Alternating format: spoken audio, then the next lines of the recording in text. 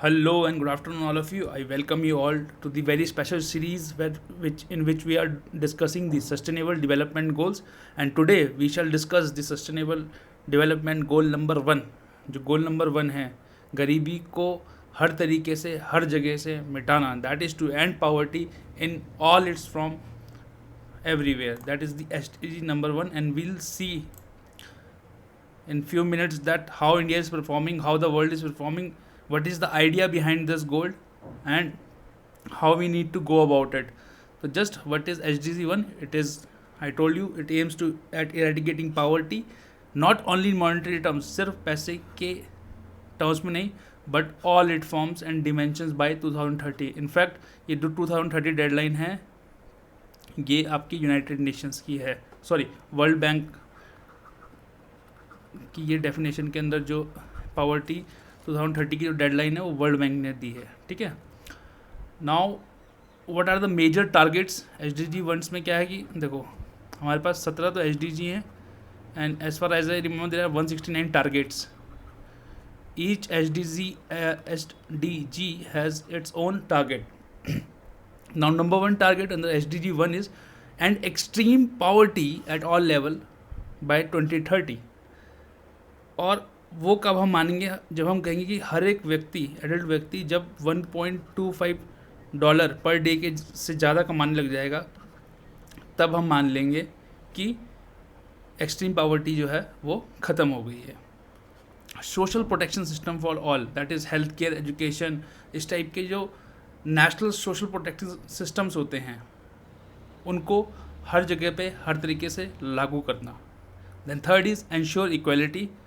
Equality not in certain aspects of life but in most of the aspects of life.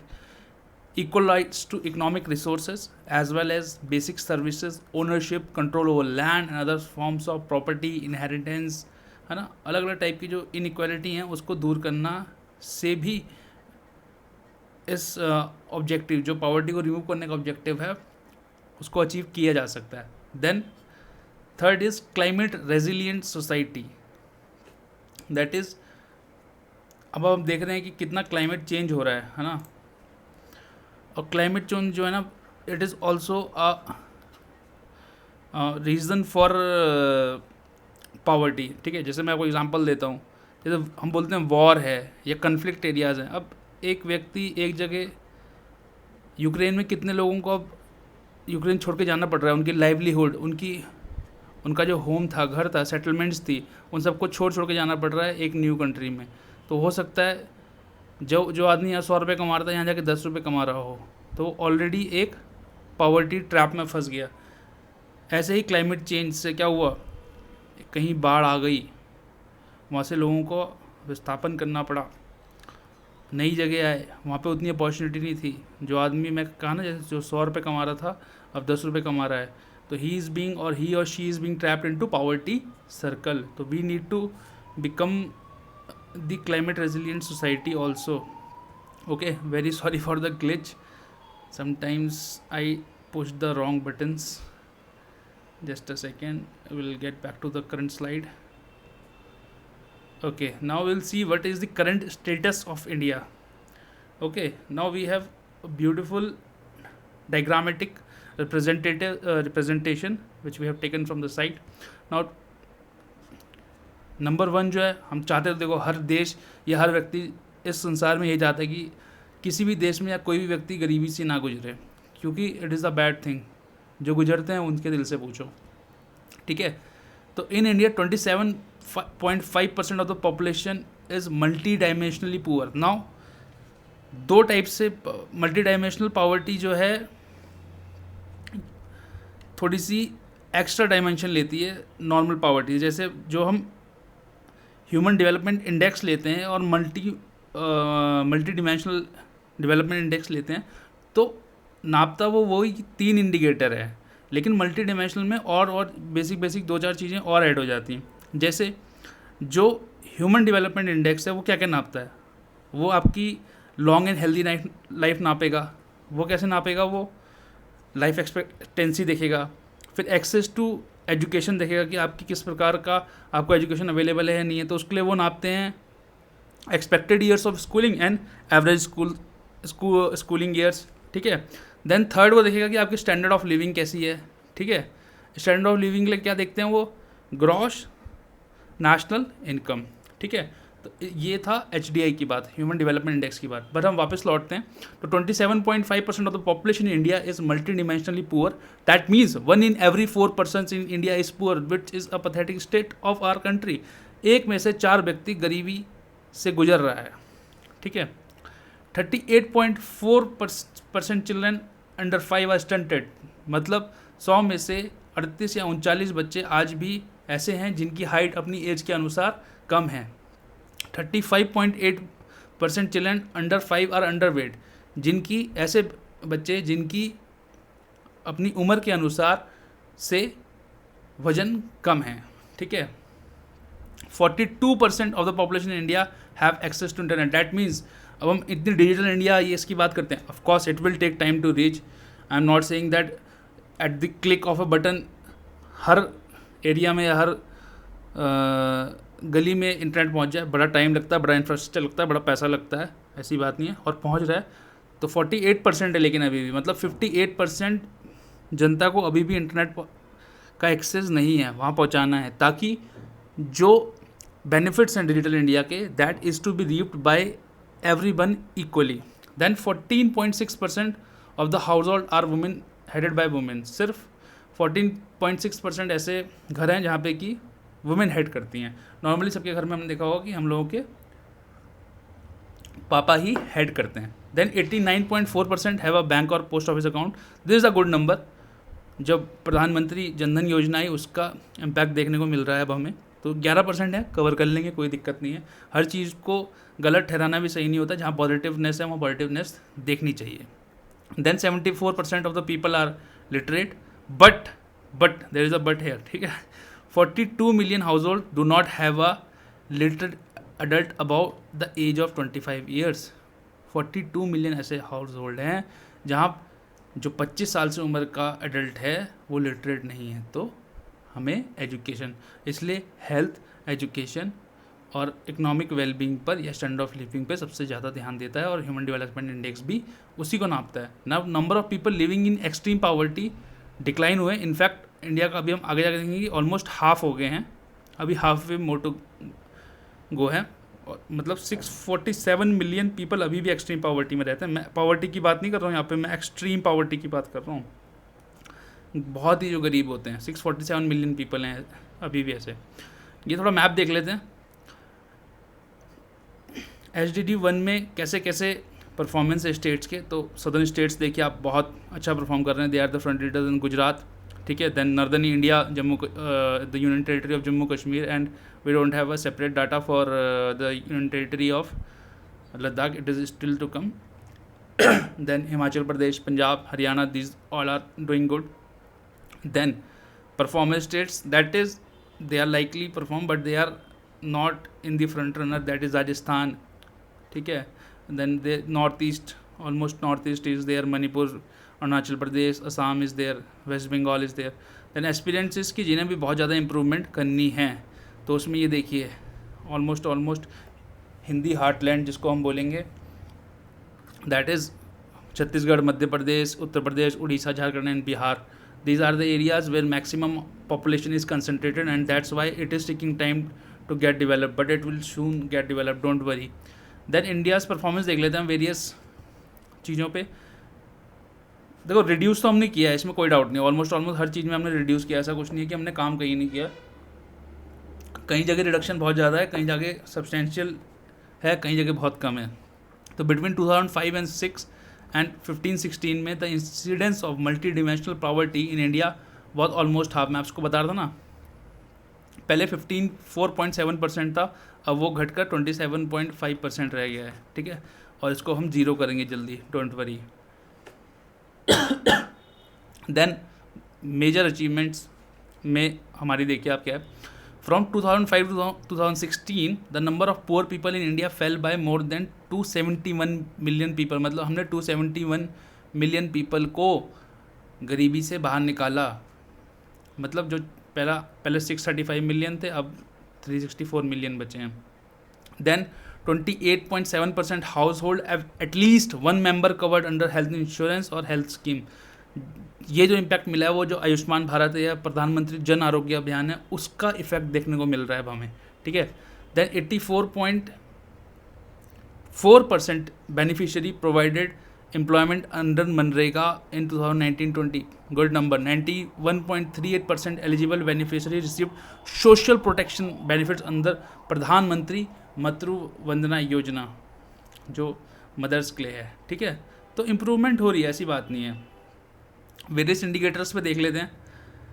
Percentage of population living below national poverty line. National poverty line देखो किसने अभी जो हम follow करते हैं वो Tendulkar committee की करते हैं, ठीक है। तेंदुलकर कमेटी के अनुसार पहले जो टारगेट है हमारा वो 10.96 है, ठीक है। बट अभी हम 21.92% पे ही पहुँचे हैं, मतलब हाफ वे अभी भी दूर हैं, ठीक है। जो हमारा टारगेट है SDG 1 के अंडर, उसमें से 6 स्टेट्स एंड 7 यूनियन टेरिटरीज। देखो ये इंपॉर्टेंट नहीं है, बट कौन कौन से स्टेट में काम नहीं हो पा रहा है, वही है जो बड़े स्टेट्स हैं UP MP बिहार, इनमें अभी भी काम है and they have long way had to achieve. Then head count ratio as per multi dimensional poverty index, इसका भी टारगेट 3.95% था अकॉर्डिंग टू OPHI। अब OPHI की साइट जाके देखो, अब वहाँ पे आपको बहुत सारे डाटा मिलेगा और बहुत ही मस्त साइट है इनकी। OPHI stands for Oxford poverty and human development index. तो उसने क्या कहा, और इंडिया की जो अपनी report national family health survey 4 जो आया था, the incidence of multi dimensional poverty India was 27.9%। इसमें से भी केरला का हेड काउंट रेशियो सबसे कम है, 1.1% है। टारगेट 13.95% है, तो केरला तो मतलब बहुत नीचे आ गया। बिहार का हाईएस्ट है, इसमें 52.5% है, ठीक है। तो बिहार को अभी बहुत काम करना है अपने इंडिकेटर्स पे। Then percentage of household with any usual member covered by health scheme और हेल्थ इंश्योरेंस। अब ये देखो, ये तो 100% है कि हर एक व्यक्ति हर एक हाउस होल्ड में इंश्योरेंस हेल्थ इंश्योरेंस से कवर्ड होना चाहिए, तो टारगेट तो उसका 100% है, बहुत सही है। स्टेटस क्या है इसका? स्टेटस ये है कि 27.8% ऐसे हाउस होल्ड हैं जहाँ एटलीस्ट वन मेंबर कवर्ड है as per NFHS 4, that is national family health survey 4। Target 100% है। आंध्र प्रदेश में सबसे ज़्यादा है, देखो 74.6% पे है, पहुंच गए हैं वो। Then percentage of household living in kutcha house, भाई हम तो कभी नहीं चाहेंगे ना, इसका क्या होगा? 0 होगा। हम नहीं चाहेंगे कोई भी कच्चे हाउस में रहे, सबको पक्का हाउस चाहिए होता है, ठीक है। तो इसका टारगेट जो है 0.1% है, और 4.2% of the house hold in India live in kutcha house, तो ये अच्छा है, ये भी हो जाएगा जल्दी। अब देखो, देखते रहा करो कि NFHS क्या क्या नापता है। उसने तो हेल्थ का देखा, लेकिन यहाँ पे नेशनल सैंपल सर्वे आ गया, ठीक है। 76 टाउन जो घर में रह रहे हैं, कच्चे हाउस हैं, कैसे हैं, वो नेशनल सैंपल सर्वे देख रहा है। तो इन सब चीज़ों पे भी आप ध्यान रखा करो, क्या होता है क्वेश्चन कहाँ से आ जाए आपको पता नहीं चलेगा। एलिमिनेशन में प्रीलिम्स में बड़ा काम करेगा ये, ठीक है। तो सबसे ज़्यादा कच्चे हाउस में लोग अरुणाचल प्रदेश में रहते हैं, 29% of the people live in kaccha houses, while Himachal Pradesh, now this is also due to the culture and development being not being reach there. But वो गलत भी नहीं है, पता है। लोग जैसे अगर आप जंगल में जाओगे तो वहाँ अभी भी कच्चे हाउसेज में ही रह जाता है, तो अब वो उनके लिए ठीक है, वो उनके लिए ज़रूरी नहीं है कि आप पक्का हाउस बना के दो, उन्हें पसंद भी नहीं है। तो बहुत सारी चीज़ें हमें कंटेक्स्ट में देखनी चाहिए, सीधा हमें we should not readily jump on to the conclusion.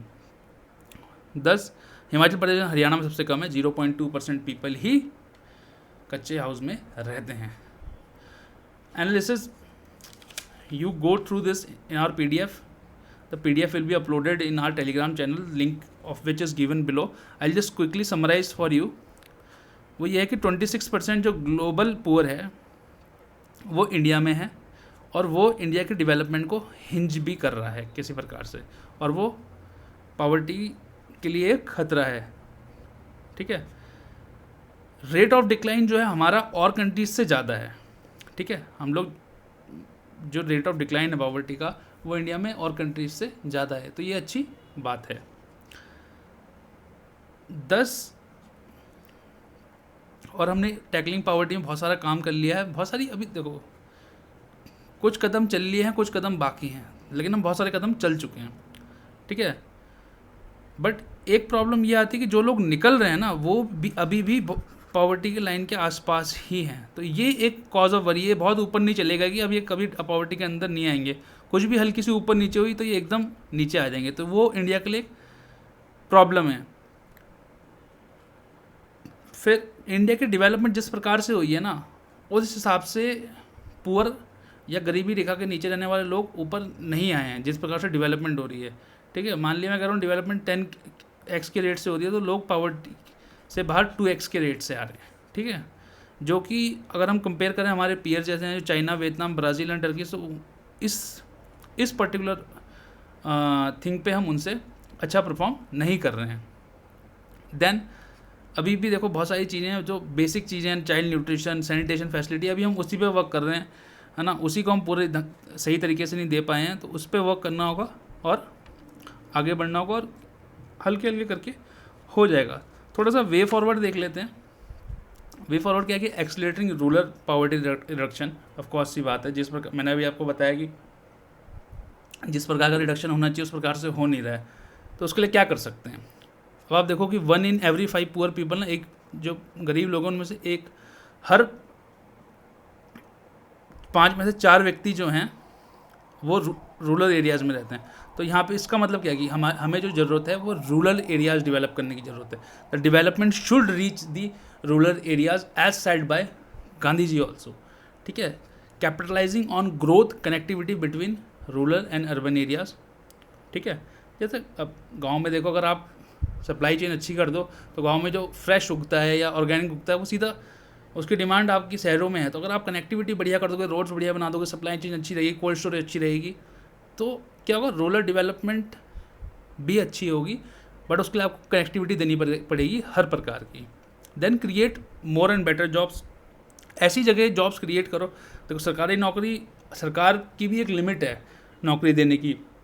लोग कहते हैं कि सरकार हमें नौकरी नहीं देगी। देखिए सरकार के पास एक लिमिटेड बजट है। सरकार को भी आप एक ऑर्गेनाइजेशन, एक कंपनी की तरह देखें। अब कल को हम बोल रहे हैं कि टाटा इंडस्ट्रीज सबको जॉब दे दे इंडिया में, that is not possible. Same is the thing with government also. Government can give jobs to limited number of people. तो we need to have a diversity in government as well as different industries, so that more number of people are employed in different sectors, है ना। हमें engineers भी चाहिए, doctors भी चाहिए, lawyers भी चाहिए, इलेक्ट्रिशियन भी चाहिए, प्लम्बर्स भी चाहिए। और देखिए कोई काम छोटा नहीं होता, हर काम की अपनी एक अलग अहमियत होती है। तो क्रिएट एंड बेटर जॉब्स बनानी है हमें, जो फ्यूचर जॉब्स हैं, डाटा साइंटिस्ट बनाने हैं, है ना, और हमें एस्ट्रोनॉट्स चाहिए, हमें स्पेस प्रोग्राम्स के लिए साइंटिस्ट चाहिए। तो उस टाइप से जो मोर प्रोडक्टिव सेक्टर्स हैं वहाँ पे हमें जॉब जनरेट करनी होगी, जहाँ पे स्टेबिलिटी एंड सिक्योरिटी मिले, सैलरी मिले और स्टेबल सैलरी मिले और लोग सिक्योर फील करें। Focus on women in scheduled tribes. ठीक है, अभी भी जो हमारा level women force participation rate है वो बहुत पुअर है। इनफैक्ट मैं आपको ब्रिक्स की कंट्री में हम सबसे नीचे हैं। साउथ एशिया में भी हमारा बहुत, मतलब हम नीचे ही हैं सबसे ज़्यादा वुमेन लेबर फोर्स पार्टिसिपेशन में। तो हमें मोर फोकस करना चाहिए हमारी वुमेन्स पे, उन्हें मोर जॉब्स देनी चाहिए, मोर अपॉर्चुनिटीज़ देनी चाहिए, उन्हें जो चूल्हा चौका जो कंसेप्ट है उससे बाहर ला के we need more girls to do job, है ना, and we need more girls, तभी डेवलपमेंट होगी। देखिए वो जो व्हील्स है ना, वो मैन एंड वुमेन दोनों हैं। ठीक है, वो व्हील्स जो हैं जब वो दोनों साथ में बैलेंस होकर चलेंगे तभी कंट्री की प्रोग्रेस होगी, नहीं तो फिर एक टाइप की इनइक्वालिटी क्रिएट हो जाएगी सोसाइटी में। ठीक है, क्रिएटिंग मोर गुड लोकेशन। भाई देखिए अब हर आदमी चाहता है कि यार मैं जॉब करूं और चिल भी करूं, तो chill more, I would say that on a lighter note, that create a more chill locations, है ना, मस्त एकदम, जहाँ से मज़ा आता है काम करने में। Improving human development outcomes for the poor, this is central to improving their quality of life and income earning opportunities. तो मैं बोलता हूँ आप उनके लिए इनकम अर्निंग अपॉर्चुनिटी जनरेट करो, उनकी क्वालिटी ऑफ लाइफ खुद सुधर जाएगी। ठीक है, देन हम क्विकली सम अप कर लेते हैं। समिंग अप में मैं यही कहूँगा कि जो हमारी नेशनल पॉलिसीज़ हैं वो इंक्लाइंड होनी चाहिए, उनमें मेन स्ट्रीम्ड होना चाहिए कि भाई पॉवर्टी पे ध्यान देना चाहिए, पॉवर्टी एक प्रॉब्लम है, उसको किस प्रकार से एड्रेस करना चाहिए, हमारी नेशनल पॉलिसीज में रिफ्लेक्ट होना चाहिए। एक पीपल सेंटर्ड अप्रोच होनी चाहिए, है ना, पॉवर्टी इरेडिकेशन की, एम्पावरमेंट ऑफ पीपल होना चाहिए जिसके लिए, और empowerment people not in economic sense but also in political and social life या सोशल एंगल से होना चाहिए। उसके लिए हमें एक इंटीग्रेटेड स्ट्रैटेजी चाहिए towards poverty eradication necessities implementing policies geared to more equitable distribution of wealth and income, and this is in fact one of our directive principle of state policy also. और हमें income और social protection coverage ज़्यादा से ज़्यादा देना चाहिए, health और education almost free होनी चाहिए और सबको मिलनी चाहिए, बेटर इनकम्स होनी चाहिए, तो वेरियस एस्पेक्ट्स होने चाहिए। और हर चीज़ देखिए इंटरकनेक्टेड है आपस में, जब ये कनेक्शन आपस में सही बैठेगा और जब एक पार्ट डेवलप होगा सब और थोड़े थोड़े सब पार्ट डेवलप होंगे आपस में, तो ये एक ग्रेटर अपॉर्चुनिटी क्रिएट करेगा पॉवर्टी इरेडिकेशन के लिए। तो I hope you like this video. Thank you all for your patience. I wish you all the best. Take care and keep smiling.